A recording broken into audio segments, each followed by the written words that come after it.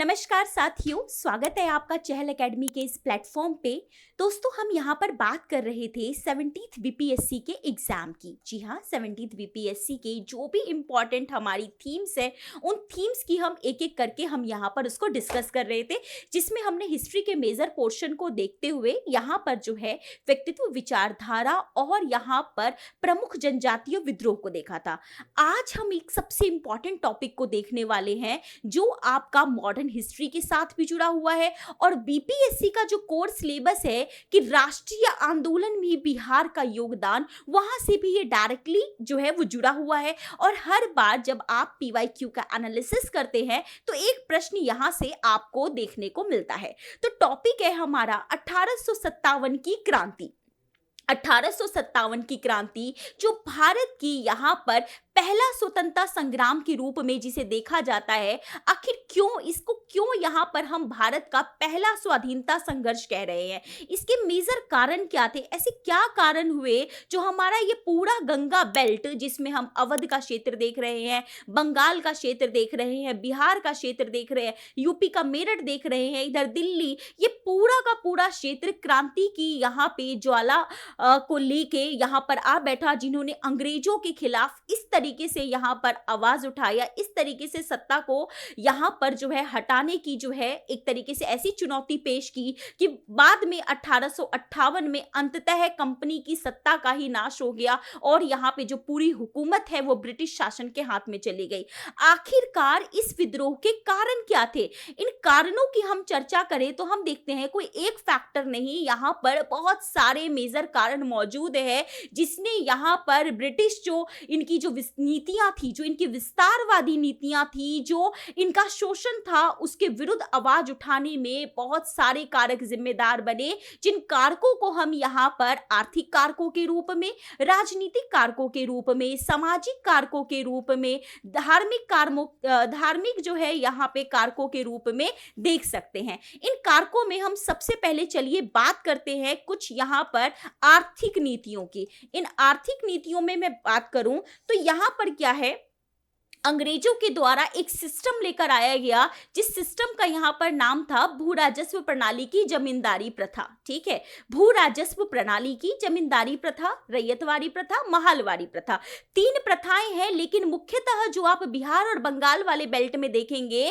यहाँ पर एक सिस्टम था जिसको हम कहते हैं जमींदारी प्रथा। इसके तहत क्या होता था कि एक जमींदार जो है वो नियुक्त किया जाता था और वो जो जमींदार है उन क्षेत्रों से जाके राजस्व वसूल करके यहां पर अंग्रेजों के खातों में जमा करते थे। अब यहां पर क्या हो रहा है कि जब यहां पर अंग्रेज भारत में रूल कर रहे हैं, इस पूरे दौरान में इस क्षेत्र पे यहां पर कृषि की उपज तो अच्छी हो नहीं रही है, लेकिन जमींदार जबरन जो है यहां पर भू राजस्व की वसूली के लिए किसानों पर दबाव जो है वो बना रहे हैं। और किसान जब यहां पर अपना जो है भू राजस्व जब नहीं चुका पाते हैं, तो ऐसे में उन्हें जमींदारों के यहां पर जो है सो उन्हें जमींदारों के शोषण का सामना करना पड़ता है। और जमींदारों की भी स्थिति अच्छी नहीं है। जमींदारों के पास एक सिस्टम था यहाँ पर जिसको हम कहते हैं सूर्यास्त विधि। कि सूर्यास्त विधि क्या था कि अगर जमींदार तय टाइम पर भू राजस्व को यहां पर अंग्रेजों के पास यहां पे जमा नहीं करवाते हैं, तो ऐसी सिचुएशन में इनसे ये भू राजस्व का अधिकार ही छीन लिया जाता था, जिससे क्या होता था, यहां पर इन जमींदारों से इनकी जमींदारियां छीन ली जाती थी और ये जो है किसी और को दे दिया जाता था, जिससे कहीं ना कहीं यहां पर जो जमींदारों का जो वर्ग था वह भी अंग्रेजों से नाराज था और जो सामान्य किसान था वो भी यहां पर अंग्रेजों से यहां पर नाराज है।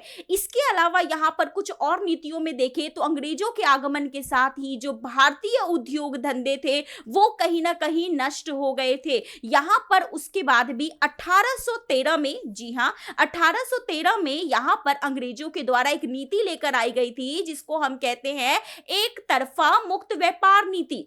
ये एक तरफा मुक्त व्यापार नीति क्या था, इस नीति के अंतर्गत जो भी ब्रिटिश सामान सामान आता था उसको यहाँ पर बहुत ही मिनिमम कॉस्ट से उसके आयात को प्राथमिकता दी गई थी, जिसकी वजह से जो भारतीय बाजार है वो ब्रिटिश सामानों से भर गया था। अब भारत में कंप्लीट ब्रिटिश जो है वो सामान देखने को मिल रहा है, लेकिन जो भारतीय उद्योग धंधे, भारतीय जो उत्पाद थे उनको ब्रिटिश में, वहां ब्रिटिश बाजारों में बहुत हाई टैक्सेशन का सामना करना पड़ता था, जिसकी वजह से भारत में आयात तो बढ़ा लेकिन निर्यात जो है वो काफी कम हो गया। अतः यहाँ की स्थिति बहुत ज्यादा खराब होती चली गई। भारत जो मुख्यतः यहाँ पर कपड़ा वगैरह का भी क्षेत्र में आगे था, अब कहीं ना कहीं पिछड़ रहा था, घरेलू उद्योग धंधों में पिछड़ रहा था, जो एक इसकी खराब स्थिति की वजह से यहाँ पे जनमानस के बीच में एक यहाँ पर रोष उत्पन्न हुआ।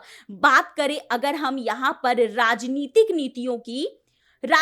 नीतियों में क्या है, अंग्रेजों ने यहाँ पर अपनी नीतियों में विस्तारवाद को बढ़ावा दिया। इस विस्तारवाद को बढ़ावा देने के चक्कर में वो दो पॉलिसीज यहाँ पर मेजर लेकर आ रहे हैं।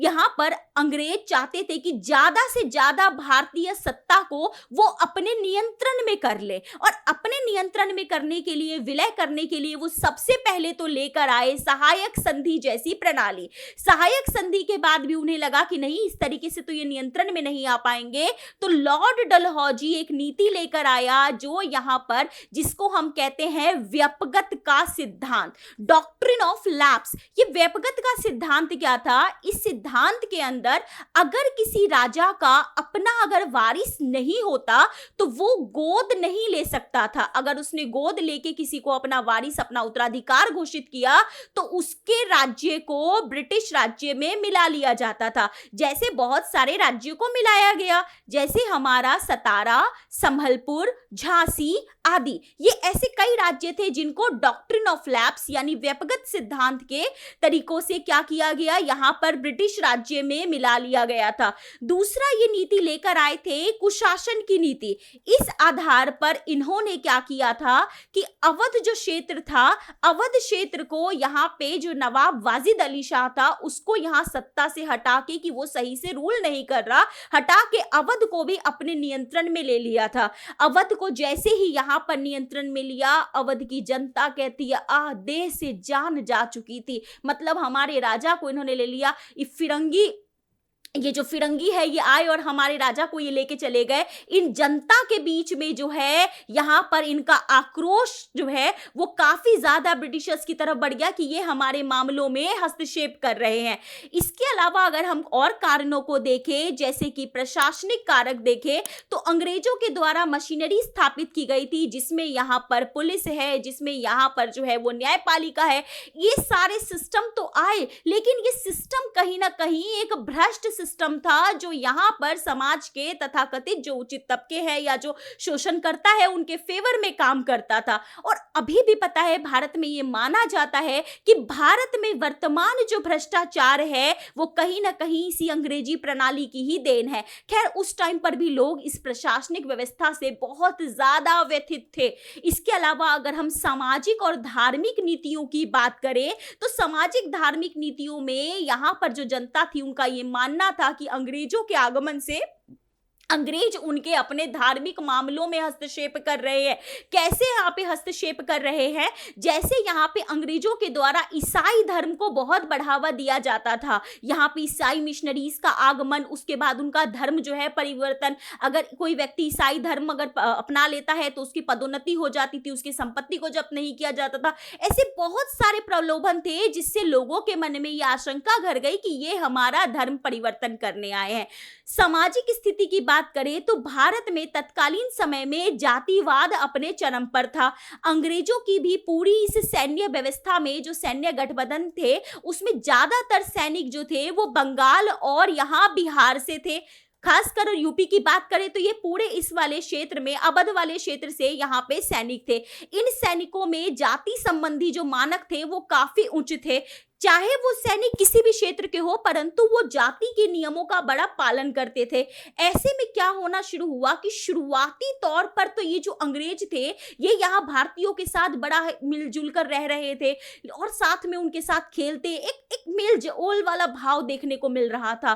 परंतु धीरे धीरे इनके बीच में एक नस्लीय जो है वो भेदभाव होना शुरू हुआ। वो उनको बड़ा हेय दृष्टि से देखते और इन सैन्यों में भी कहीं ना कहीं इनको एक साथ खाना, एक साथ चीजें रखने पे मजबूर करना, उनके बीच में कहीं ना कहीं यहाँ पर जो है सो एक जो है अपनी जाति टूटने की आशंका जो है वो निकल कर आती है। इसी बीच क्या होने लग गया कि अंग्रेजों ने एक कानून बनाया जिसमें कहा कि भाई आपको समुद्र पार जाके भी अपनी सेवा देनी होगी। अब भारतीय जनमानस उस टाइम पर क्या था कि समुद्र के पार जाना यहाँ पर शास्त्रों के अकॉर्डिंग उस समय ये लोग वर्जित मानते थे और माना जाता था कि अगर कोई समुद्र पार करेगा तो उसे उसकी जाति से बाहर कर दिया जाएगा। अब ऐसे में यहाँ पर ये सारी चीजें हो रही है कि उन्हें लग रहा है उनसे जाति से बाहर कर दिया जाएगा। इसी बीच एक घटना होती है, क्या है कि दो सैनिक बैठे हुए होते हैं और एक सैनिक को वो बोलते हैं, जो कि निचली जाति का होता है, तथाकथित निचली जाति का होता है, उसको कहते हैं कि तुम हमें पानी, यहाँ पर जो है तुम हमारे पानी का जो है वो लोटा मत छुओ। तो वो सैनिक हंसता है, कहता है मैं तुम्हारा लोटा नहीं छू रहा हूं, तुम्हारा तो पूरा धर्म ही भ्रष्ट होने वाला है। तो कहीं ना कहीं उनके मन में ये आक्रोश और ये सारी चीजें जो है वो आ जाती है। फिर बाह्य परिस्थितियों का भी एक बड़ा व्यापक प्रभाव पड़ता है, जैसे कि इसी दौरान अफगान युद्ध हो रहा होता है, पंजाब युद्ध हो रहा होता है और वो सारे क्षेत्र में अंग्रेज जो है वो पिछड़ते हुए दिखाई देते हैं। तो जो ये एक धारणा चलती हुई आ रही थी कि अंग्रेज अपराजेय है, इनको कोई हरा नहीं सकता, ये बिल्कुल जीतेंगे, ये धारणा कहीं ना कहीं टूटती हुई नजर आती है। और इन सब के बीच में भी जो सबसे बड़ा जो आगे चलकर जो फैक्टर होता है यहाँ पर, जिनको हम तत्कालिक कारक कह सकते हैं, हम सैन्य कारक कह सकते हैं, इन सैन्य कारकों में यहाँ पर कुछ तो अफवाह की घटना होती है और कुछ यहाँ पर यह चीजें होती है। जैसे इस दौरान यहाँ पर सेना की टुकड़ी में एक नई राइफल लेकर आया जाता है जिसका नाम होता है दोस्तों इनफील्ड। इस इनफील्ड राइफल में क्या होता है, इस राइफल को जो है मुंह से खोलना होता था। तो यहाँ अफवाह फैल जाती है कि इस राइफल में क्या है, यहाँ पर गाय और सुअर की जो है वो चर्बी लगी हुई है। अब गाय और सुअर की चर्बी, एक बात बताइए, हिंदुओं के लिए जो गाय है वो बहुत ज्यादा पूजनीय है और मुसलमान तो सुअर नाम तक नहीं बोलते। तो ऐसे में ये चीज दोनों अपना धर्म का जो है ये मानते हैं कि कहीं ना कहीं दोनों का धर्म भ्रष्ट करने की एक साजिश है। इसके अलावा सेना में यहाँ पर कम वेतन जो है उनको दिया जा रहा है, मात्र 7 रुपए उनको उस टाइम पर जो है महीना यहाँ पे उनकी जो है सैलरी जो है मिल रही थी। जो भत्ता था वो भी समाप्त कर दिया गया था। तो सेना में एक आक्रोश तो था, ऊपर से ये धार्मिक वाला एंगल, बिल्कुल यहाँ पर आग में घी डालने वाला जो है वो काम हो रहा है। तो इसी सारी सिचुएशन में यहाँ पर अवध के लगभग 2,57,000 जो है ये सैनिक होते हैं और ये यहाँ पे इनके बीच में आक्रोश जो है वो घर कर जाता है। और इसी के संदर्भ में यहाँ पर सबसे पहले मंगल पांडे के द्वारा इस विद्रोह की जो है वो यहाँ पर शुरुआत होती है। अब मंगल पांडे द्वारा जब इसका विद्रोह किया जाता है और देखते देखते यह जो विद्रोह है वो यहाँ पर क्या है, समस्त क्षेत्र में जो है वो व्याप जो है हो जाता है। इसके बीच में अब अंग्रेज इस विद्रोह को कंट्रोल करने के लिए कोशिश तो करते हैं, लेकिन देखते देखते विद्रोह का जो बिगुल है वो यहाँ पर मेरठ में यहाँ पर जो है जो सैन्य छावनी जो विद्रोह कर रही होती है उनके हथियार ले लिए जाते हैं। इसको यहाँ के जो सैनिक होते हैं वो इसको अपना अपमान के रूप में मानते हैं और यहाँ पे साथ में जो इधर महिलाएं होती हैं वो भी मजाक उड़ाती है कि कैसे आदमी हो तुम, जाके लड़ भी नहीं रहे हो। तो यहाँ पर क्या है कि सबके द्वारा जो है विरोध का जो है एक बिगुल बजा दिया जाता है और यहाँ पर ये जो सैन्य जो पूरी की पूरी टीम होती है ये यहाँ पर विद्रोह करते हुए पहुंचती है दिल्ली। और दिल्ली में बहादुर शाह के नेतृत्व में जो है वो यहाँ पर इस विद्रोह का जो है एक उनके नेतृत्व में इस विद्रोह का बिगुल बजाया जाता है और फाइनली इस विद्रोह की जो है वो यहाँ पर शुरुआत हो जाती है। इस विद्रोह में भारत के अलग अलग क्षेत्र से अलग अलग जो है लोगों की भागीदारी है। जैसे कि हम देखते हैं कि झांसी से रानी लक्ष्मीबाई, जी हाँ, झांसी से रानी लक्ष्मीबाई की भागीदारी है। यहाँ पर कानपुर से तांत्या टोपे की भागीदारी है। यहाँ यहाँ पर लखनऊ से बेगम हजरत महल की भागीदारी है। और अगर हम बिहार के विशेष परिप्रेक्ष्य में अगर हम बात करें तो बिहार से कुंवर सिंह की भागीदारी है। कुंवर सिंह जो कि एक जमींदार होते हैं, यहाँ पे 70 वर्षीय कुंवर सिंह बिहार में यहाँ पर जगदीशपुर, जी हाँ, जगदीशपुर से यहाँ पर जो है इस विद्रोह का नेतृत्व संभालते हैं और यहाँ पर अंग्रेजों के खिलाफ लड़ने के लिए वो आगे आते हैं। हम यहाँ पर कुंवर सिंह की बात करें, इससे पहले हम बिहार के भी विद्रोह की घटनाक्रम को थोड़ा सा समझ लेते हैं। बिहार में एक्चुअली में विद्रोह की शुरुआत होती है 12 जून को, जी हाँ, 12 जून को देवघर का रोहिणी गांव होता है जहां से ये विद्रोह की शुरुआत होती है। और पटना में इस चीज को, पटना में एक पुस्तक विक्रेता होते हैं जिनका नाम होता है पीर अली, जी हाँ, पीर अली, जो कि पुस्तक विक्रेता है। वो घूम घूम कर लोगों में यहाँ पर क्रांति के बारे में जो है वो बता रहे होते हैं। और देखते ही देखते विद्रोह ये जो है, अगर हम सैन्य रेजिमेंट की बात करें तो दानापुर रेजिडेंट एक ऐसा रेजिमेंट होता है जहां से विद्रोह जो है उसकी शुरुआत होती है। और उसके बाद जगदीशपुर वाले इंसिडेंट को तो हम जानते ही है कि यहाँ पर आगे 27 जुलाई को यहाँ पर क्या है, कुंवर सिंह के द्वारा जो है विद्रोह को लीड किया जाता है। तो यहां हमने समझा कि कहां से शुरुआत हुई, बिहार में रोहिणी गांव से शुरुआत होते होते कहां ये पहुंचा, यहां पर पटना हमने देखा, पटना के बाद हमने दानापुर देखा और दानापुर के साथ ही हमने यहां पर कहां देखा, बिहार का जगदीशपुर जो है वो विद्रोह में यहाँ पर कुंवर जो है यहाँ पर कुंवर सिंह के नेतृत्व में जो है इसको लीड करता है। और आगे चलकर हम देखते हैं कि कुंवर सिंह के नेतृत्व में काफी हद तक विजय भी मिलती है जब वो पूरे इस आरा क्षेत्र पर अपना नियंत्रण स्थापित कर लेते हैं। ऑल्दो पीर अली भी इस जो विद्रोह है उसको आगे बढ़ाते हैं, लेकिन पीर अली को क्या कर दिया जाता है, फांसी दे दिया जाता है। और फांसी देने के बाद जो है, लेकिन उनके फांसी देने के साथ ही जो बागी क्षेत्र है उसमें विद्रोह में हमें एक तीव्रता देखने को मिलती है, जैसे कि यहाँ पर मुजफ्फरपुर, जैसे हमारा दानापुर, जैसे हमारा आरा, ये सारी चीजों में हमें विद्रोह में हमें एक व्यापकता देखने को मिलती है। कुंवर सिंह के बारे में विशेष तौर पर प्रश्न पूछा जाता है, तो इनके बारे में हम देखें तो कुंवर सिंह का हमारे सबसे पहले जो हमें देखा जाता है कि क्या है कि कम से कम 10,000 सैनिकों को ये इकट्ठा करके जो है ये पूरे इस आरा पे नियंत्रण जो है अपना स्थापित करते हैं। इनकी जो युद्ध की पद्धति होती है, याद रखिएगा, छापामार युद्ध की पद्धति होती है, जिससे ये पूरा जो है ये नियंत्रण स्थापित करते हैं।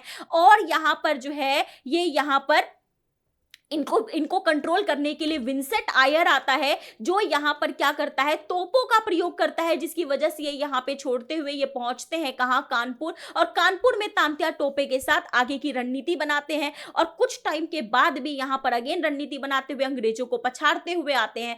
कहा जाता है कि जब ये वापिस आ रहे थे इनके हाथ में गोली लग जाती है और पता है गोली लगने के बाद ये अपना हाथ वही काट के गंगा जी में जो है वो फेंक देते हैं, जो कहीं ना कहीं इनके यहाँ पर किसको, इनकी सहनशील को, इनकी यहाँ पे बात करें इनकी जो है इनके वीर, इनके तेजस्व को दर्शाता है कि किस तरीके से ये यहाँ पर जो है किस तरीके से विद्रोह से अंग्रेजों से ये लोहा लेते हैं। लेकिन बावजूद इसके दोस्तों अगर हम देखें ना तो ये विद्रोह हमारा जो है वो यहाँ पर सफल नहीं हो पाता। क्यों ये विद्रोह क्यों विफल हो जाता है? देखो, ये विद्रोह तो बहुत व्यापक तरीके से हुआ था, लेकिन उसके बावजूद भी ये फेल हो गया, जिसके पीछे सबसे बड़ा कारण है कि इस विद्रोह को अखिल भारतीय सहभागिता नहीं मिल पाती है। मतलब कहीं ना कहीं पूरे भारत में इसका जो है सहभागिता का हमें एक अभाव देखने को मिलता है। इसके अलावा यहाँ पर इस विद्रोह में सभी वर्गों की भागीदारी नहीं होती है।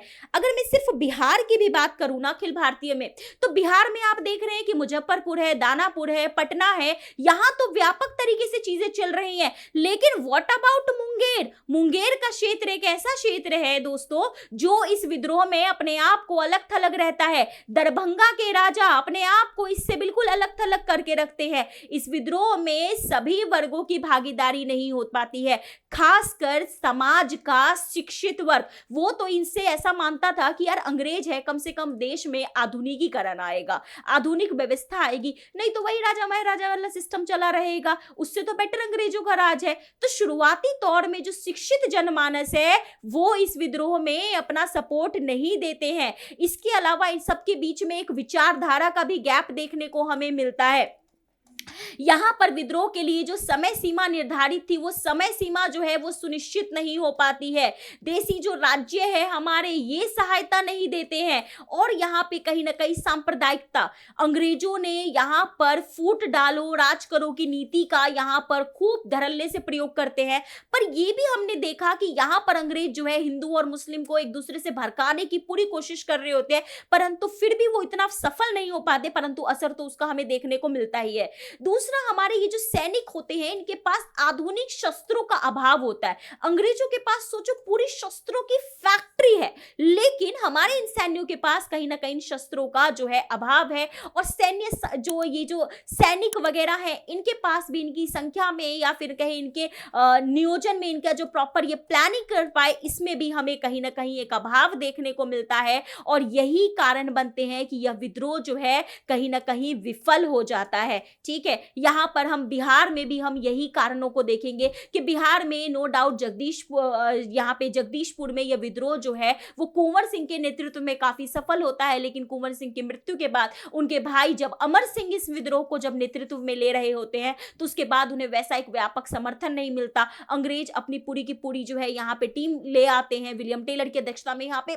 लगातार जो है इस विद्रोह को विफल करने के प्रयास किए जा रहे होते हैं और 1 साल के अंदर ही यहाँ पर विद्रोह पे नियंत्रण जो है वो कर लिया जाता है, क्योंकि यहाँ पर इतना व्यापक जन समर्थन भी नहीं मिल पाता है। यहाँ पे हम बात करें प्रॉपर योजनाएं नहीं बन पाती है, लोग कोशिश कर रहे होते हैं। जैसे इस दौरान जो है जो यहाँ पर जो सैन्य जो कर्मचारी वगैरह हैं ये लोगों के बीच में मैसेज कैसे पहुंचाए। अरे आज की तरह व्हाट्सएप थोड़ी ना था उस टाइम पे कि अच्छा चलो व्हाट्सएप 5 लोगों को फॉरवर्ड कर दो। उस टाइम पे अगर 5 लोगों को फॉरवर्ड करना है तो रेलवे लाइन के किनारे ये लोग बेचारे मिलते थे, बैठते थे और फिर रोटी वोटी बांटने के तरीके में या कुछ इस तरीके से गुप्त तरीके से जो है मैसेजेस का प्रसारण होता था। और क्या होता था कि जो गांव वाले हैं या उसमें कुछ मान लीजिए अंग्रेजों ने क्या किया, अपने कुछ जो है अपने जासूस जो है भेज दिए कि जो हमें इन विद्रोहियों के बारे में जानकारी देगा हम उसको इनाम देंगे। तो ऐसे लालच में इन लोगों का जहां जहां मीटिंग होता था उसकी जानकारी अंग्रेजों को मिल जाती थी,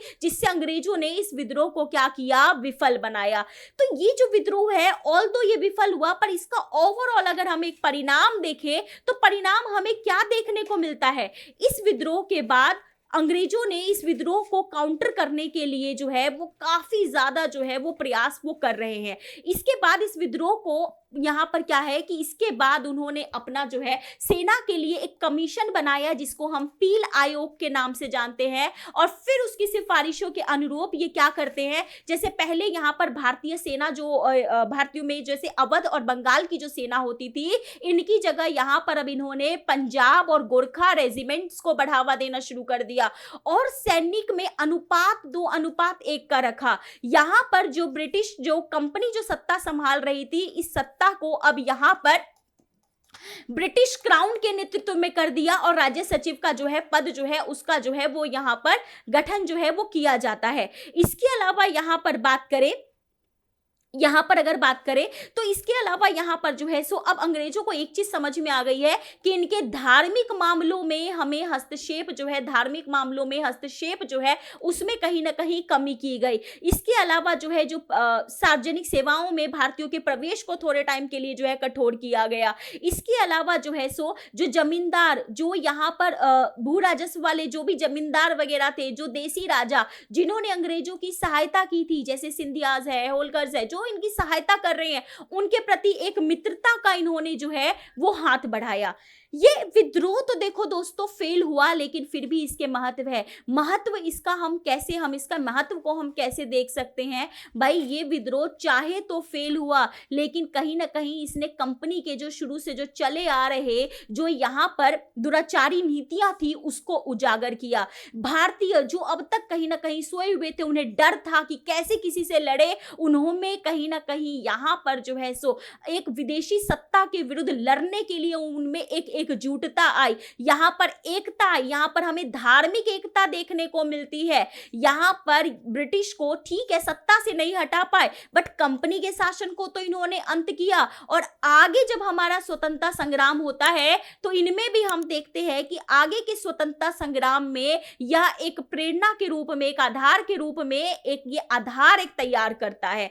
इस विद्रोह के बारे में कहा जाता है, एक क्वेश्चन जो और बनता है आपके एग्जाम के लिए वो ये बनता है कि 1857 की क्रांति को हम पहली स्वतंत्रता क्रांति कहे या मात्र सैन्य विद्रोह, इसके संदर्भ में आपका क्या मत है। देखो 1857 की क्रांति को सैन्य क्रांति कहने वाले भी बहुत लोग हैं, जो इसे कहते हैं कि भाई 1857 की जो क्रांति है ये महज क्या थी, ये महज एक जो है वो सैन्य क्रांति थी। जैसे कि अगर हम बात करें सर जॉन सिले, क्या नाम है, सर जॉन सिले, वो इसे कहते हैं कि यह एक पूरी तरह से देशभक्ति रहित, रहित वर्ड यूज कर रही हूं मैं, रहित मतलब बिना देशभक्ति के, और स्वार्थी सिपाही विद्रोह था, जिसका ना तो कोई अपना नेता था, जिसका ना तो कोई अपना नेता था और ना ही लोगों का समर्थन प्राप्त था, ना ही लोगों का समर्थन प्राप्त था।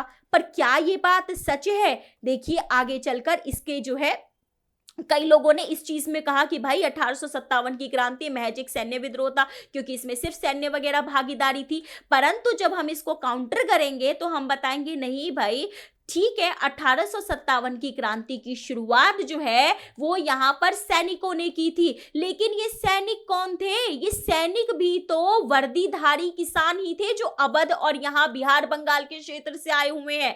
तो ये सैनिक भी एक्चुअल में वर्दीधारी किसान ही है। इसीलिए आगे यहां पर हम देख रहे हैं कि इनको जन समर्थन अगर आकलन अगर हम देखें तो लगभग 1.5 लाख जो है यहां पर लोग जो लड़ रहे हैं, उसमें से यहां पर जो है 1 लाख जो है वो आम पुरुष है जो उस क्षेत्र के रहने वाले हैं। इसके अलावा इसी वजह से आगे हम देख रहे हैं कि जो वीर सावरकर है यहां पर वो इसको क्या कह रहे हैं, भारत का यह जो है वो पहला स्वतंत्रता संघर्ष है। भारत का क्या है, ये पहला स्वतंत्रता जो है संघर्ष है, फर्स्ट वॉर ऑफ इंडिपेंडेंस, जिसने कहीं ना कहीं क्या किया, हम जनमानस को, हम भारतीयों को यह एहसास दिलाया कि भाई कहीं ना कहीं हम भी इस ब्रिटिश सत्ता के अगेंस्ट संगठित होकर लड़ सकते हैं, जो आगे चलकर हमारे राष्ट्रीय आंदोलन में हम सब के लिए एक प्रेरणा का काम किया। तो ये थी 1857 की ओवरऑल क्रांति। जस्ट ट्राई कि आप इस एक क्वेश्चन आप इस पे अटेम्प्ट कर पाए, लिखने की कोशिश कीजिएगा। 1857 की क्रांति का आलोचनात्मक परीक्षण कीजिए, और जब आप इसे लिख लें तो कमेंट सेक्शन में डन का मैसेज जरूर करें। तो फिलहाल इस वीडियो में इतना ही है, मिलेंगे आपके साथ नेक्स्ट टॉपिक में, नेक्स्ट वीडियो में। तो कैसा लगा, let us know in comment section. Thank you very much. जय हिंद।